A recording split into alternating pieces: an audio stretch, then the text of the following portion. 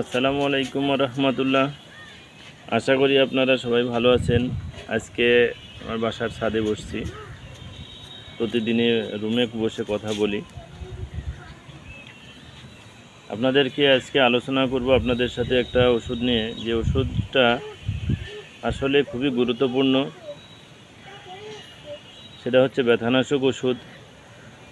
আসলে এর আগেও আমি বলেছি, ব্যথানাশক যত প্রকার ওষুধ আছে খুবই সতর্কতার সহিত খাওয়া উচিত। তারপরেও তো বিভিন্ন প্রয়োজনে বিভিন্ন রকম ব্যথার ওষুধ খাওয়ার প্রয়োজন হয়, ডক্টররা প্রেসক্রাইব করে থাকেন। আসলে প্রত্যেকটা ওষুধেরই যে বিভিন্ন রকম সাইড এফেক্ট আছে, তার মধ্যে ব্যথানাশক ওষুধের সাইড এফেক্টটা আসলে অনেক বেশি। তাই আমাদের একান্তই যখন কোনো ব্যথানাশক ওষুধ খাওয়ার প্রয়োজন হয়, তখন সেই ক্ষেত্রে আমরা চেষ্টা করব যে সকল ব্যথানাশক ওষুধের সাইড এফেক্ট বা পার্শ্ব প্রতিক্রিয়া কম, সেই ধরনের ব্যথানাশক ওষুধ খাওয়ার জন্য। আমি আজকে এমন একটা ব্যথানাশক ওষুধের নাম বলে দেব, যেটা আসলে অন্যান্য ব্যথানাশক ওষুধের তুলনায় সাইড ইফেক্ট কম। আপনাদের যদি প্রয়োজন হয় তাহলে সেই ব্যথানাশক ওষুধটা খেতে পারেন। সেটা হচ্ছে ন্যাপ্রোক্সেন প্লাস ইসোমিপ্রাজল যুক্ত করা গ্যাসের ওষুধ। সহজে যুক্ত করা ব্যথানাশক ওষুধটি পাওয়া যায়, অর্থাৎ ন্যাপ্রোক্সেনের সাথে ইসোমিপ্রাজল গ্যাসের ওষুধ যুক্ত করা থাকে। বাজারে আপনি পাবেন ডিনোভো নামে, ন্যাসো নামে, প্রোজেসিক নামে, জেনল নামে এটা পাওয়া যায়। এটা 500 mg এবং 375 mg পাওয়া যায়। আর 500 mg এবং 375 mg যেটাই নেন, সেটার সাথে 20 mgর ইসোমিপ্রাজল গ্যাসের ট্যাবলেট যুক্ত করা থাকে। এটা খাবার আধা ঘন্টা আগে খেতে হয়।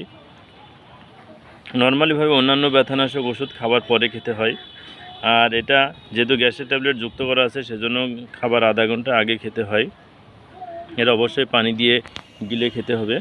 এটা ভেঙে খাওয়া যাবে না, চুষে খাওয়া যাবে না, চিবিয়ে খাওয়া যাবে না, পানি দিয়ে দ্রবীভূত করেও খাওয়া যাবে না। অবশ্যই পানি দিয়ে গিলে খেতে হবে। এটা সাইড ইফেক্ট তেমন বেশি নাই, এটা সুসহনীয়। তারপরেও প্রত্যেকটা ওষুধই যেহেতু কেমিক্যাল দ্বারা তৈরি, এটার প্রাথমিক কিছু সাইড ইফেক্ট থাকে, যেটা বমি বমি ভাব, মাথা ঘোরা, এটা ডায়রিয়া বা আলসারে যাদের সমস্যা আছে তাদের না খাওয়াটাই ভালো। এটাও এপিগ্যাস্ট্রিক পেনের মতো, এটাও পেটের উপরিভাগে একটু ব্যথা হতে পারে। আর সতর্কতার ক্ষেত্রে যাদের গ্যাস্ট্রিক আলসার আছে তাদের এই ট্যাবলেটটি পরিহার করা উচিত। আলসারজনিত যেহেতু gastric ulcer, duodenal ulcer, peptic ulcer, যে ধরনের আলসার হোক না কারো থাকলে এই ব্যথানাশক ওষুধ পরিহার করা উচিত। আর এটা অবশ্যই শিশুদের নাগালে বাইরে রাখবেন। এটা 30 বছর থেকে 30 কেজি ওজন থেকে শুরু করে 50 কেজি ওজন পর্যন্ত 375 mg, আর 50 কেজির উপরে হলে 500 mgর এটা ট্যাবলেটটা একটি করে দিনে 2বার ডক্টরের প্রেসক্রাইব অনুযায়ী, ডক্টর যতদিন খেতে বলবেন, 5 দিন, 7 দিন, 10 দিন, সেই অনুযায়ী খেতে হবে।